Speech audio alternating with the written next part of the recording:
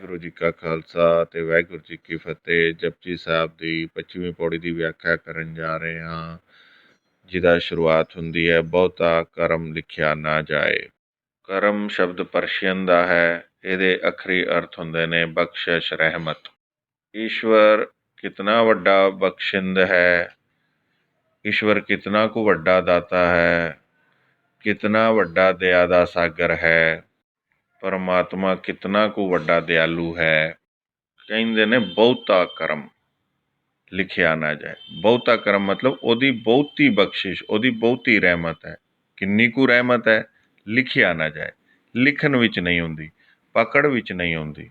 ਉਹਨੇ ਕਿੰਨੀ ਕੁ ਵੱਡੀਆਂ ਬਖਸ਼ਿਸ਼ਾਂ ਕਰ ਰੱਖੀਆਂ ਨੇ। ਸਾਹਿਬ ਫਰਮਾਨ ਕਰਦੇ ਨੇ ਫਿਰ ਅੱਗੇ, ਵੱਡਾ ਦਾਤਾ ਤਿਲ ਨਾ ਤਮਾਏ।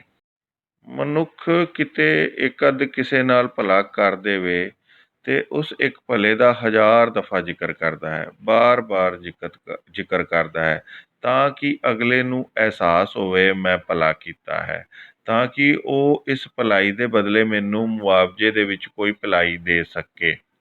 ਲੇਕਿਨ ਪਰਮਾਤਮਾ ਐਸਾ ਬਹੁਤ ਵੱਡਾ ਦਾਤਾ ਹੈ ਜੋ ਪਹਾੜਾਂ ਜਿਤਨਾ ਦੇ ਕੇ ਵੀ ਤਿਲ ਜਿਤਨੀ ਵੀ ਤਮਾ ਨਹੀਂ ਰੱਖਦਾ, ਭਾਵ ਜਤਾਉਂਦਾ ਨਹੀਂ।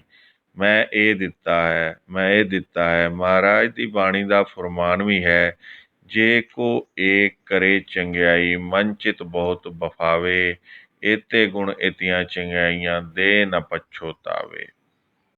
ਪਰਮਾਤਮਾ ਦੇ ਇਲਾਵਾ ਮਨੁੱਖ ਦੇ ਤਲ 'ਤੇ ਜੋ ਦਾਨ ਦਾ ਸਿਲਸਿਲਾ ਚੱਲਦਾ ਹੈ, ਕਿਸੇ ਹੱਦ ਤੱਕ ਉਹ ਵਪਾਰ ਹੀ ਹੁੰਦਾ ਹੈ, ਕਿਉਂਕਿ ਉਹਦੇ ਬਦਲੇ ਵਿੱਚ ਵੀ ਮੰਗ ਹੁੰਦੀ ਹੈ। ਸੋ ਇਸ ਕਰਕੇ ਜਿਹੜਾ ਵਾਸਤਵਿਕ ਦਾਤਾ ਪਰਿਪੂਰਨ ਪਰਮਾਤਮਾ ਹੀ ਹੈ। ਅਤੇ ਮਹਾਰਾਜ ਅੱਗੇ ਫਰਮਾਨ ਕਰਦੇ ਨੇ, ਕੋਟ ਮਦੇ ਕੋ ਬਿਰਲਾ ਸੇਵਕ ਹੋਰ ਸਗਲੇ ਵਿਵਹਾਰੀ। ਜਿਨ੍ਹਾਂ ਨੂੰ ਕਈ ਦਫਾ ਅਸੀਂ ਦਾਨੀ ਕਹਿ ਦਿੰਦੇ ਹਾਂ, ਦਾਤਾ ਕਹਿ ਦਿੰਦੇ ਹਾਂ, ਜਗਤ ਗੁਰੂ ਬਾਬਾ ਕਹਿੰਦੇ ਨੇ ਵਪਾਰੀ ਨੇ। ਗੁਰੂ ਗੋਬਿੰਦ ਸਿੰਘ ਜੀ ਦਾ ਫਰਮਾਨ ਕਰਦੇ ਨੇ, ਦੋਖਨ ਦੇਖਤ ਹੈ ਪਰ ਦੇਤ ਨ ਹਾਰੇ। ਔਗੁਣ ਵੀ ਦੇਖੀ ਜਾਂਦਾ ਹੈ, ਦੋਖ ਵੀ ਦੇਖੀ ਜਾਂਦਾ ਹੈ, ਪਰ ਦੇਣ ਵੇਲੇ ਆਪਣੇ ਹੱਥ ਸੰਕੋਚਦਾ ਨਹੀਂ। ਸੂਫੀ ਸੰਤ ਹਾਫਿਜ਼ ਦਾ ਵੀ ਕਹਿਣਾ ਹੈ, ਹੇ ਖੁਦਾ, ਜੇ ਮੈਂ 100 ਸਾਲ ਤੱਕ ਜਿੰਦਾ ਰਿਹਾ ਤਾਂ ਲਗਾਤਾਰ ਮੈਂ 100 ਸਾਲ ਤੱਕ ਗੁਨਾਹ ਹੀ ਕਰਨੇ ਨੇ, ਪਾਪ ਕਰਨੇ ਨੇ। ਮੈਂ 100 ਸਾਲ ਤੱਕ ਗੁਨਾਹ ਕਰਾਂਗਾ ਤੇਰਾ ਇਮਤਿਹਾਨ ਲੈ ਲਈ। ਕਿਹੜਾ ਇਮਤਿਹਾਨ ਦੇ ਤੌਰ 'ਤੇ ਕਿਹਦਾ ਇਮਤਿਹਾਨ ਲਵੇਗਾ? ਕਹਿੰਦਾ ਹੈ ਖੁਦਾ ਦਾ ਇਮਤਿਹਾਨ ਲੈਣਾ ਹੈ, ਰੱਬ ਦਾ ਇਮਤਿਹਾਨ ਲੈਣਾ ਹੈ। ਮੈਂ 100 ਸਾਲ ਗੁਨਾਹ ਕਰਕੇ ਦੇਖਣਾ ਹੈ ਕਿ ਮੇਰੇ ਗੁਨਾਹ ਜ਼ਿਆਦਾ ਨੇ ਜਾਂ ਤੇਰੀ ਰਹਿਮਤ ਜ਼ਿਆਦਾ ਹੈ।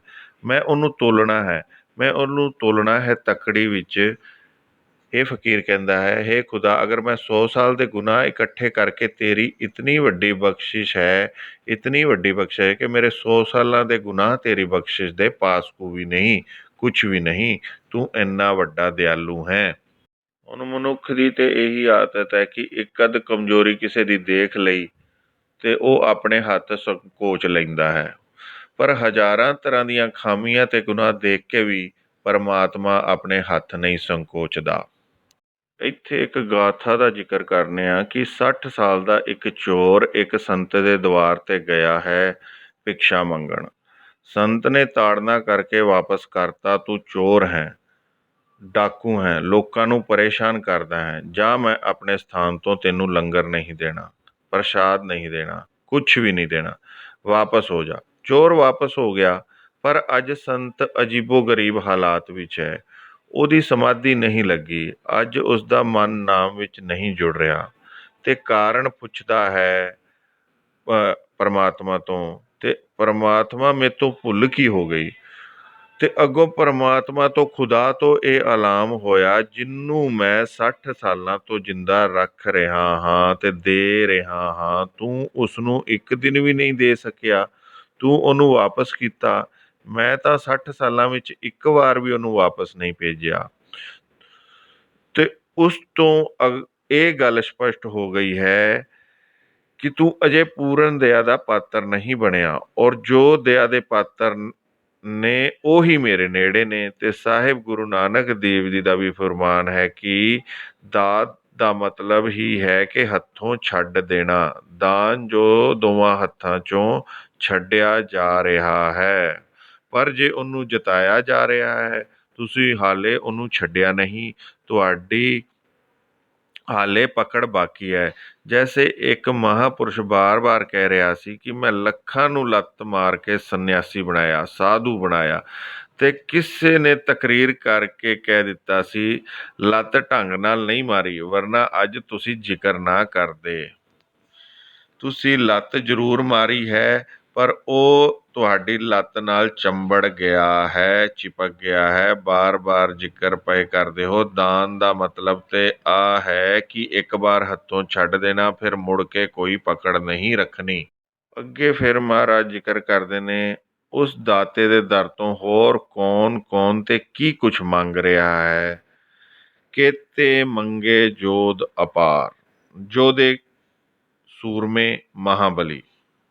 ਇਹ ਪ੍ਰਭੂ ਤੋਂ ਤੇਰੇ ਅੱਗੋਂ ਫਰਿਆਦ ਪਏ ਕਰਦੇ ਨੇ, ਸਾਨੂੰ ਤਾਕਤ ਦੇ।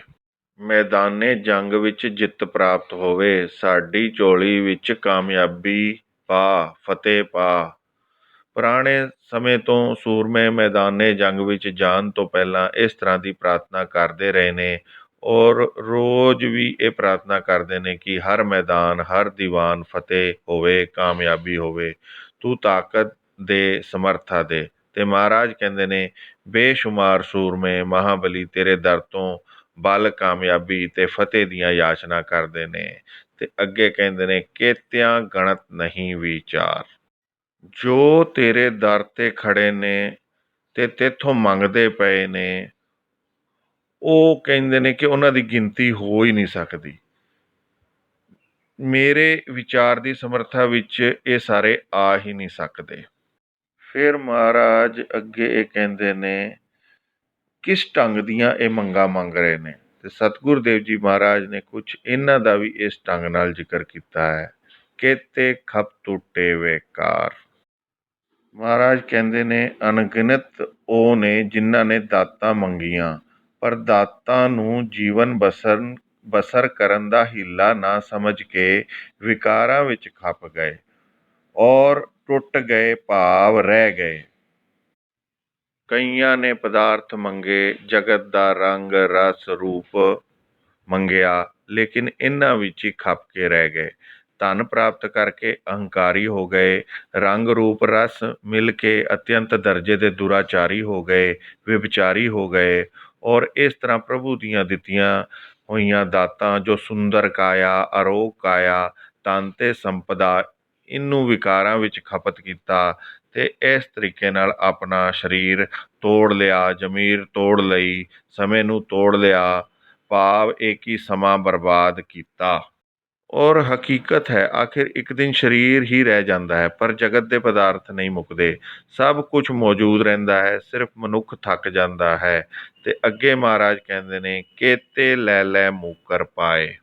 ਸਾਹਿਬ ਕਹਿ ਰਹੇ ਨੇ, ਇਸ ਤਰ੍ਹਾਂ ਦੇ ਨਾ ਸ਼ੁਕਰਿਆਂ ਦੇ ਨਾਲ ਸਮੁੱਚਾ ਸੰਸਾਰ ਭਰਿਆ ਪਿਆ ਹੈ, ਜੋ ਦਾਤਾਂ ਪ੍ਰਾਪਤ ਕਰਕੇ ਕਹਿ ਰਹੇ ਨੇ, ਸਾਡੇ ਕੋਲ ਕੁਛ ਵੀ ਨਹੀਂ, ਸਾਡੇ ਕੋਲ ਕੁਛ ਵੀ ਨਹੀਂ। ਜਗਤ ਵਿੱਚ ਐਸੇ ਵਿਰਲੇ ਨੇ ਜੋ ਕਹਿ ਦਿੰਦੇ ਨੇ, ਪ੍ਰਭੂ ਸਾਡੀ ਪਾਤਰਤਾ ਬਹੁਤ ਛੋਟੀ ਹੈ, ਬਹੁਤ ਛੋਟੀ ਹੈ, ਤੂੰ ਬਹੁਤ ਕੁਝ ਦਿੱਤਾ ਹੈ, ਤੂੰ ਬਹੁਤ ਕੁਝ ਦਿੱਤਾ ਹੈ। ਹੁਣ ਕਿਸੇ ਬੰਦੇ ਨੂੰ ਸੌਦੇ ਵਿੱਚ 6 ਲੱਖ ਦਾ ਮੁਨਾਫਾ ਹੋਇਆ, ਪਰ ਉਹ ਫਿਰ ਵੀ ਹੋ ਕੇ ਭਰ ਰਿਹਾ ਹੈ, ਤੇ ਨਾਲ ਬੈਠੇ ਆਪਣੇ ਮਿੱਤਰ ਨੂੰ ਕਹਿ ਰਿਹਾ ਹੈ, ਘਾਟਾ ਪੈ ਗਿਆ, ਘਾਟਾ ਪੈ ਗਿਆ। ਤੇ ਮਿੱਤਰ ਵੀ ਅਫਸੋਸ ਜ਼ਾਹਿਰ ਕਰਦਾ ਹੈ ਕਿ ਘਾਟਾ ਪੈ ਗਿਆ ਹੈ, ਤੈਨੂੰ ਅਫਸੋਸ ਹੈ ਸਾਨੂੰ, ਤੁਸੀਂ ਸਾਡੇ ਮਿੱਤਰ ਹੋ। ਪਰ ਕੋਲ ਬੈਠੀ ਪਤਨੀ ਕਹਿੰਦੀ ਹੈ ਕਿ ਨਹੀਂ, ਵਾਸਤਵਿਕ ਇਹਨੂੰ 6 ਲੱਖ ਦਾ ਨਫਾ ਹੋਇਆ ਹੈ, ਪਰ ਇਹ ਜੋ ਕਹਿ ਰਿਹਾ ਹੈ ਘਾਟਾ ਹੋ ਗਿਆ, ਦਰਅਸਲ ਇਹਨਾਂ ਨੇ ਨਿਸ਼ਾਨਾ ਇਹ ਬਣਾਇਆ ਸੀ ਕਿ ਇਸ ਸੌਦੇ ਵਿੱਚ ਨਫਾ 10 ਲੱਖ ਦਾ ਹੋਣਾ ਹੈ। ਤੋ 10 ਲੱਖ ਦਾ ਤਾਂ ਹੋਇਆ ਨਹੀਂ, 6 ਦਾ ਹੋਇਆ ਹੈ। ਜੋ ਇਹ 6 ਦਾ ਨਫਾ ਹੋਇਆ ਹੈ, ਇਸ ਦਾ ਧੰਨਵਾਦ ਨਹੀਂ। ਜੋ 4 ਨਹੀਂ ਮਿਲ ਸਕਿਆ, ਉਸ ਦੇ ਗਿਲੇ ਨੇ, ਉਸ ਦੇ ਹੋਕੇ ਨੇ, ਉਸ ਦੀ ਨਾਸ਼ੁਕਰੀ ਹੈ। ਕਈ ਨੇ ਨਾਸ਼ੁਕਰੇ ਜੋ ਤਰ੍ਹਾਂ ਤਰ੍ਹਾਂ ਦੀਆਂ ਦਾਤਾਂ ਪ੍ਰਾਪਤ ਕਰਕੇ ਵੀ ਕਹੀ ਜਾਂਦੇ ਨੇ, ਹੇ ਪਰਮਾਤਮਾ ਤੂੰ ਕੀ ਦਿੱਤਾ ਹੈ ਸਾਨੂੰ? ਕੁਝ ਨਹੀਂ ਦਿੱਤਾ। ਜੋ ਦਿੱਤਾ ਹੈ ਉਹਦਾ ਸ਼ੁਕਰਾਨਾ ਨਹੀਂ, ਜੋ ਕੋਲ ਨਹੀਂ ਉਹਦੇ ਗਿਲੇ ਕੋਲ ਨੇ, ਗਿਲੇ ਕਰੀ ਜਾ ਰਹੇ ਨੇ।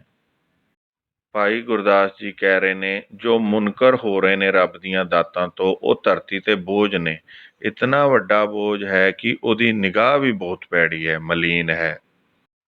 ਤੇ ਉਹਦੀ ਨਿਗਾਹ ਕਿਤਨੀ ਭੈੜੀ ਹੈ, ਭਾਈ ਗੁਰਦਾਸ ਜੀ ਇੱਕ ਪੌੜੀ ਵਿੱਚ ਜ਼ਿਕਰ ਕਰਦੇ ਨੇ ਕਿ ਮੰਨ ਲਓ ਇੱਕ ਚੂੜੀ ਨੇ ਕੁੱਤੇ ਨੂੰ ਮਾਰਿਆ ਹੈ, ਉਹਦਾ ਮਾਸ ਰਿੰਨਿਆ ਹੈ, ਔਰ ਮਾਸ ਰਿੰਨਿਆ ਹੈ ਸ਼ਰਾਬ ਦੇ ਵਿੱਚ।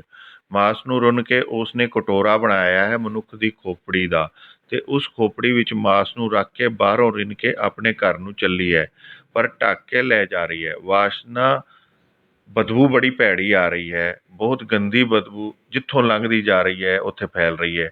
ਆਖਿਰ ਇੱਕ ਨੇ ਪੁੱਛ ਲਿਆ ਹੈ ਕਿ ਢੱਕ ਕੇ ਲੈ ਜਾ ਰਹੀ ਹੈ, ਇਹ ਭੈੜੀ ਬਦਬੂ ਹੈ, ਤਾਂ ਇਸ ਨੂੰ ਢੱਕ ਕੇ ਲੈ ਜਾਣ ਦੀ ਕੀ ਲੋੜ ਹੈ? ਤੇ ਚੂੜੀ ਕਹਿੰਦੀ ਹੈ ਕਿ ਕਿਧਰੇ ਨਾ ਸ਼ੁਕਰੇ ਦੀ ਨਿਗਾਹ ਨਾ ਪੈ ਜਾਏ ਇਹਦੇ ਤੇ, ਕਿਤੇ ਰੱਬ ਦੀਆਂ ਦਾਤਾਂ ਤੋਂ ਮੁਨਕਰ ਹੋਣ ਵਾਲੇ ਦੀ ਨਿਗਾਹ ਪੈ ਗਈ ਤੇ ਇਹ ਮੇਰਾ ਖਾਣ ਲਾਇਕ ਨਹੀਂ ਰਹੇਗਾ, ਇਹ ਮੇਰੇ ਪਰਿਵਾਰ ਦੇ ਖਾਣ ਜੋਗਾ ਨਹੀਂ ਰਹੇਗਾ, ਕਿਉਂਕਿ ਨਾ ਸ਼ੁਕਰਾ ਬੰਦਾ ਧਰਤੀ ਤੇ ਬੋਝ ਹੈ। ਕਿਤਨਾ ਵੱਡਾ ਬੋਝ ਹੈ, ਉਸ ਬਾਰੇ ਵੀ ਭਾਈ ਗੁਰਦਾਸ ਜੀ ਕਹਿੰਦੇ ਨੇ, ਜ਼ਮੀਨ ਦੇ ਉੱਤੇ ਇਹਨਾਂ ਪਹਾੜਾਂ ਦਾ ਕੋਈ ਬੋਝ ਨਹੀਂ, ਤਰ੍ਹਾਂ ਤਰ੍ਹਾਂ ਦੇ ਦਰਿਆਵਾਂ ਦਾ ਧਰਤੀ ਪਾਰ ਨਹੀਂ ਮੰਨਦੀ, ਅਣਗਿਣਤ ਮਹਿਲ ਮਾੜੀਆਂ ਕਿਲੇ ਜੋ ਜ਼ਮੀਨ ਤੇ ਬਣੇ ਹੋਏ ਨੇ, ਇਹਨਾਂ ਦਾ ਵੀ ਕੋਈ ਪਾਰ ਨਹੀਂ ਮੰਨਦੀ। ਅਣਗਿਣਤ ਪਸ਼ੂ ਪੰਛੀ ਮਨੁੱਖ, ਇਹਨਾਂ ਦਾ ਕੋਈ ਪਾਰ ਨਹੀਂ ਮੰਨਦੀ। ਤੇ ਧਰਤੀ ਚੀਖ ਪੁਕਾਰ ਉਦੋਂ ਕਰਦੀ ਹੈ, ਰੋ ਪੈਂਦੀ ਹੈ, ਉੱਥੇ ਜਿੱਥੇ ਨਾ ਸ਼ੁਕਰਾ ਖੜਾ ਹੈ। ਰੱਬ ਦੀਆਂ ਦਾਤਾਂ ਪ੍ਰਾਪਤ ਕੀਤੀਆਂ ਨੇ, ਲੇਕਿਨ ਸ਼ੁਕਰਗੁਜ਼ਾਰੀ ਨਹੀਂ ਕੀਤੀ, ਇਨਕਾਰ ਹੀ ਕਰੀ ਜਾਂਦਾ ਹੈ। ਉਹਦੀ ਪੈਰਾਂ ਹੇਠ ਪਈ ਹੋਈ ਧਰਤੀ ਵੀ ਰੋਂਦੀ ਹੈ, ਇਹ ਮੇਰੇ ਤੇ ਬਹੁਤ ਵੱਡਾ ਭਾਰ ਪਿਆ ਹੋਇਆ ਹੈ, ਸਭ ਚੀਜ਼ਾਂ ਨਾਲੋਂ ਭਾਰੀ ਹੈ ਅਕਿਰਤ ਕਣ। ਐਸਾ ਮਨੁੱਖ ਧਰਤੀ ਤੇ ਹੀ ਨਹੀਂ ਖਾਲੀ ਬੋਝ ਹੋਏਗਾ, ਉਹ ਮਨੁੱਖਾਂ ਦਾ ਵੀ, ਸਮਾਜ ਦਾ ਵੀ, ਘਰ ਤੇ ਵੀ ਬੋਝ ਹੋਵੇਗਾ। ਹਰ ਥਾਂ ਤੇ ਇਹਦਾ ਗਿਲਿਆਂ ਤੇ ਤਣਾਵਾਂ ਦਾ ਇਹਦੇ ਅੰਦਰ ਜਨਮ ਹੋਵੇਗਾ। ਬਾਹਰ ਤੇ ਤਲ ਤੇ ਵੀ ਉਸਦੇ ਆਪਣੇ ਹੋਏਗਾ ਹੀ ਹੋਏਗਾ, ਔਰ ਆਪਣੇ ਮਾਨਸਿਕ ਮੰਡਲ ਦੇ ਤਲ ਤੇ ਵੀ ਹੋਏਗਾ। ਫਿਰ ਅੱਗੇ ਮਹਾਰਾਜ ਕਹਿੰਦੇ ਨੇ, ਕੇਤੇ ਮੂਰਖ ਖਾਈ ਖਾਏ।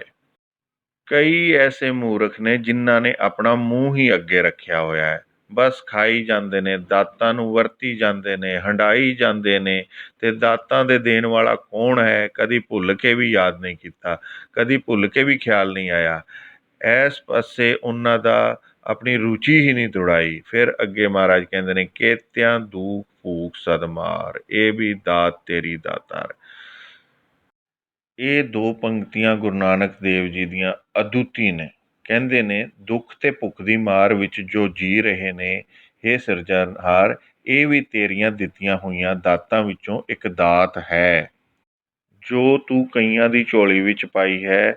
ਜਗਤ ਦੇ ਇਕੱਲੇ ਰਹਿਬਰੀ ਪੁਰਸ਼ ਗੁਰੂ ਨਾਨਕ ਦੇਵ ਜੀ ਮਹਾਰਾਜ ਨੇ, ਜੋ ਦੁੱਖ ਤੇ ਭੁੱਖ ਨੂੰ ਈਸ਼ਵਰ ਦਾ ਸ਼ਰਾਪ ਨਹੀਂ ਮੰਨਦੇ, ਕਰੋਪੀ ਨਹੀਂ ਮੰਨਦੇ, ਦਾਤ ਮੰਨਦੇ ਨੇ।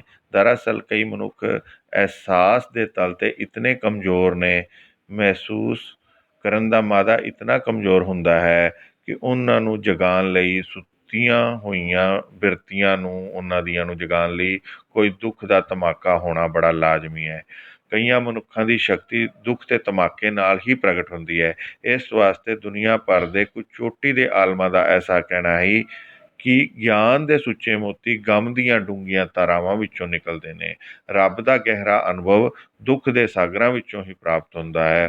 ਔਰ ਇਸ ਵਾਸਤੇ ਸਾਹਿਬ ਕਹਿੰਦੇ ਨੇ, ਅਣਗਿਣਤ ਸੁੱਤੀਆਂ ਹੋਈਆਂ ਰੁਚੀਆਂ ਨੂੰ ਜਗਾਉਣ ਦੀ ਖਾਤਰ ਦੁੱਖ ਚਾਹੀਦਾ ਹੈ। ਦੁੱਖ ਰੱਬ ਦੀ ਕਰੋਪੀ ਨਹੀਂ। ਹਾਂ, ਜੋ ਸੁੱਖ ਵਿੱਚ ਜਾਗਿਆ ਹੈ ਉਹ ਤੇ ਦੇਵਤਾ ਹੈ, ਪਰ ਜਿਸ ਨੂੰ ਸੁੱਖ ਨੇ ਸੁਲਾ ਦਿੱਤਾ ਹੈ, ਅਕਸਰ 100 ਚੋਂ 90 ਮਨੁੱਖ ਸੋ ਜਾਂਦੇ ਨੇ, ਆਲਸੀ ਹੋ ਜਾਂਦੇ ਨੇ ਤੇ ਇਨਕਾਰੀ ਹੋ ਜਾਂਦੇ ਨੇ ਸੁੱਖ ਦੇ ਵਿੱਚ। ਪਰ ਜੋ ਸੁੱਖ ਵਿੱਚ ਸੋ ਗਿਆ ਹੈ, ਉਹਨੂੰ ਜਗਾਉਣ ਲਈ ਦੁੱਖ ਚਾਹੀਦਾ ਹੈ।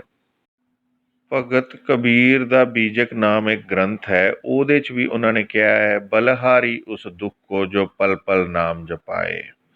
ਭਗਤ ਕਬੀਰ ਜੀ ਕਹਿੰਦੇ ਨੇ, ਮੈਂ ਸਦਕੇ ਜਾਨਾ ਹਾਂ ਦੁੱਖ ਤੋਂ, ਜੋ ਪਰਮਾਤਮਾ ਜੋ ਮੇਰੇ ਮਨ ਵਿੱਚ ਤੇਰਾ ਅਹਿਸਾਸ ਪੈਦਾ ਕਰਾਉਂਦਾ ਹੈ। ਫਿਰ ਅੱਗੇ ਸਾਹਿਬ ਕਹਿੰਦੇ ਨੇ, ਬੰਦ ਖਲਾਸੀ ਭਾਣੇ ਹੋਈ। ਕੋਈ ਇੰਝ ਜੋਦੜੀ ਪਿਆ ਕਰਦਾ ਹੈ ਕਿ ਤੇਰੀ ਰਜਾ ਵਿੱਚ ਰਹਿ ਕੇ ਤੇਰੇ ਭਾਣੇ ਵਿੱਚ ਹੀ ਬੰਧਨ ਟੁੱਟਦੇ ਨੇ, ਮੁਕਤੀ ਪ੍ਰਾਪਤ ਹੁੰਦੀ ਹੈ। ਅਵਗੁਣ ਦੀ ਜੰਜੀਰ ਟੁੱਟਦੀ ਹੈ, ਜਨਮ ਮਰਨ ਦੇ ਬੰਧਨ ਟੁੱਟਦੇ ਨੇ। ਫਿਰ ਅੱਗੇ ਕਹਿੰਦੇ ਨੇ ਮਹਾਰਾਜ, ਹੋਰ ਆਖ ਨਾ ਸਕੇ ਕੋਈ, ਹੋਰ ਕੋਈ ਸਾਧਨ ਹੀ ਨਹੀਂ, ਵਸੀਲਾ ਹੀ ਨਹੀਂ ਹੈ। ਤੇਰੀ ਰਜਾ ਵਿੱਚ ਹੀ ਬੰਧਨ ਟੁੱਟਦੇ ਨੇ, ਤੇਰੇ ਭਾਣੇ ਵਿੱਚ ਹੀ ਮੋਕਸ਼ ਦੀ ਪ੍ਰਾਪਤੀ ਹੁੰਦੀ ਹੈ। ਕੋਈ ਇਸ ਢੰਗ ਦੀ ਜੋਦੜੀ ਤੇ ਅਰਦਾਸ ਕਰ ਰਿਹਾ ਹੈ। ਮਹਾਰਾਜ ਕਹਿੰਦੇ ਨੇ ਕੋਈ ਹੋਰ ਵਸੀਲਾ ਵੀ ਹੈ ਬੰਧਨਾਂ ਨੂੰ ਤੋੜਨ ਦਾ, ਤਾਂ ਮਹਾਰਾਜ ਕਹਿੰਦੇ ਨੇ ਉਹ ਹੈ ਹੀ ਨਹੀਂ। ਉਹ ਮੂਰਖ ਹੈ ਜੋ ਐਸਾ ਕਹਿੰਦਾ ਹੈ। ਜੇ ਕੋ ਖਾਇਕ ਆਖਣ ਪਾਏ, ਕੋਈ ਖਾਇਕ, ਕੋਈ ਮੂਰਖ, ਕੋਈ ਨਾਦਾਨ ਇਹ ਆਖੇ ਕਿ ਹੋਰ ਵੀ ਕੋਈ ਵਸੀਲਾ ਹੈ ਮੋਕਸ਼ ਦੀ ਪ੍ਰਾਪਤੀ ਦਾ, ਤੇ ਉਹ ਤੇ ਨਹੀਂ ਹੈ। ਉਹਦੀ ਰਜ਼ਾ ਵਿੱਚ ਚੱਲ ਕੇ ਹੀ ਆਨੰਦ ਮਾਣਿਆ ਜਾ ਸਕਦਾ ਹੈ। ਐਸੇ ਭਾਣੇ ਨੂੰ ਤੋੜ ਕੇ ਵੀ ਸੁੱਖ ਹਾਸਿਲ ਕੀਤਾ ਜਾ ਸਕਦਾ ਹੈ। ਸਾਹਿਬ ਕਹਿੰਦੇ ਨੇ ਇਸ ਤਰ੍ਹਾਂ ਦਾ ਕੋਈ ਮੂਰਖ ਆਖੇ ਕਿ ਹੋਰ ਵੀ ਕਈ ਵਸੀਲੇ ਨੇ ਮੋਕਸ਼ ਦੀ ਪ੍ਰਾਪਤੀ ਦੇ, ਉਹਦੀ ਰਜਾ ਵਿੱਚ ਨਾ ਚੱਲ ਕੇ ਤੇ ਆਨੰਦ ਫਿਰ ਵੀ ਮਾਣਿਆ ਜਾ ਸਕਦਾ ਹੈ। ਉਸ ਦੇ ਭਾਣੇ ਨੂੰ ਤੋੜ ਕੇ ਵੀ ਅਸੀਂ ਸੁੱਖ ਹਾਸਿਲ ਕਰ ਸਕਦੇ ਹਾਂ। ਤੇ ਮਹਾਰਾਜ ਕਹਿੰਦੇ ਨੇ ਉਹ ਮੂਰਖ ਹੋਏਗਾ। ਤੇ ਉਹ ਜਾਣੇ ਜੇਤਿਆਂ ਮੂੰਹ ਖਾਏ, ਫਿਰ ਤਾਂ ਉਹੀ ਜਾਣੇਗਾ ਜਿਹੜੀਆਂ ਉਸਦੇ ਮੂੰਹ ਤੇ ਪੈਣੀਆਂ ਨੇ, ਭਾਵ ਜਿਹੜੀ ਸ਼ਰਮਸਾਰੀ ਉਸਨੂੰ ਉਠਾਣੀ ਪੈਣੀ ਹੈ ਉਹੀ ਜਾਣੇਗਾ। ਫਿਰ ਕਹਿੰਦੇ ਨੇ ਆਪੇ ਜਾਣੇ ਆਪੇ ਦੇ। ਕੁਛ ਐਸੇ ਤਰ੍ਹਾਂ ਦੇ ਵੀ ਜੋਦੜੀ ਕਰਦੇ ਪਏ ਨੇ, ਉਹ ਸਭ ਕੁਝ ਆਪੇ ਜਾਣਦਾ ਹੈ ਤੇ ਆਪ ਦੇ ਰਿਹਾ ਹੈ। ਜਾਣ ਕੇ ਦੇ ਰਿਹਾ ਹੈ ਕਿ ਇਹ ਕੌਣ ਹੈ, ਇਸ ਨੂੰ ਕੀ ਦੇਣਾ ਹੈ, ਕਿ ਇਹ ਕੌਣ ਹੈ, ਇਸ ਨੂੰ ਕੀ ਦੇਣਾ ਹੈ। ਕੋਈ ਸ਼ਾਇਰ ਕਹਿੰਦਾ ਹੈ ਕਿ ਜਿਹੜਾ ਸ਼ਖਸ, ਜਿਹੜਾ ਜੀਵ ਜਿਸ ਜਿਸ ਚੀਜ਼ ਦੇ ਕਾਬਿਲ ਨਜ਼ਰ ਆਇਆ ਹੈ, ਜਿਸ ਤਰ੍ਹਾਂ ਦੀ ਉਸਦੀ ਝੋਲੀ ਸੀ, ਤੂੰ ਉਸ ਤਰ੍ਹਾਂ ਦੀਆਂ ਦਾਤਾਂ ਉਹਨਾਂ ਦੀ ਝੋਲੀਆਂ ਵਿੱਚ ਪਾਈਆਂ ਨੇ।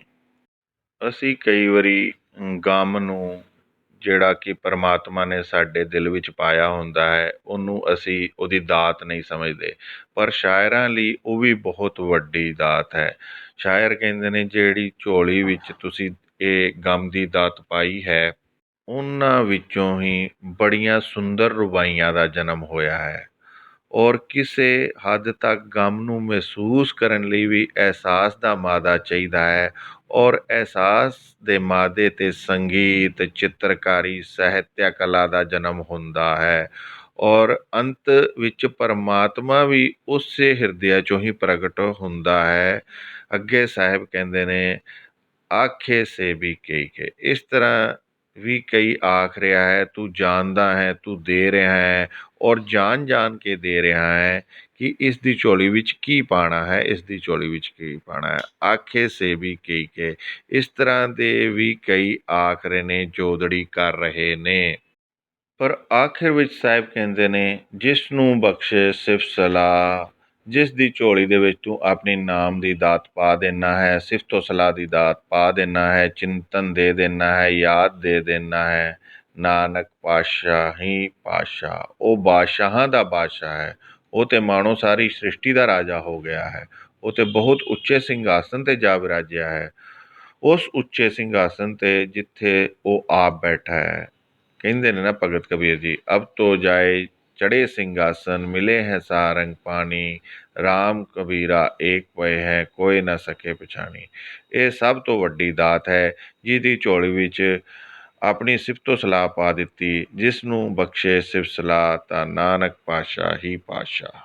ਤੇ ਇਹ ਸੀ ਜੀ 25ਵੀਂ ਪੌੜੀ ਦੀ ਵਿਆਖਿਆ ਜਪਜੀ ਸਾਹਿਬ ਦੀ। ਬਹੁਤਾ ਕਰਮ ਲਿਖਿਆ ਨਾ ਜਾਏ, ਵੱਡਾ ਦਾਤਾ ਤਿਲ ਨਾ ਤਮਾਏ, ਕੇਤੇ ਮੰਗੇ ਜੋਧ ਅਪਾਰ, ਕੇਤਿਆਂ ਗਣਤ ਨਹੀਂ ਵਿਚਾਰ, ਕੇਤੇ ਖਪ ਟੁੱਟੇ ਵੇਕਾਰ, ਕੇਤੇ ਲੈ ਲੈ ਮੁੱਕਰ ਪਾਏ, ਕੇਤੇ ਮੂਰਖ ਖਾਈ ਖਾਏ, ਕੇਤਿਆਂ ਧੂਪ ਭੂਖ ਸਦਮਾਰ। ਇਹ ਵੀ ਦਾਤ ਤੇਰੀ ਦਾਤਾਰ, ਬੰਦ ਖਲਾਸੀ ਭਾਣੇ ਹੋਈ, ਹੋਰ ਆਖ ਨਾ ਸਕੇ ਕੋਈ, ਜੇ ਕੋ ਖਾਇਕ ਆਖਣ ਪਾਏ, ਉਹ ਜਾਣੇ ਜੇਤਿਆਂ ਮੂੰਹ ਖਾਏ, ਆਪੇ ਜਾਣੇ ਆਪੇ ਦੇ।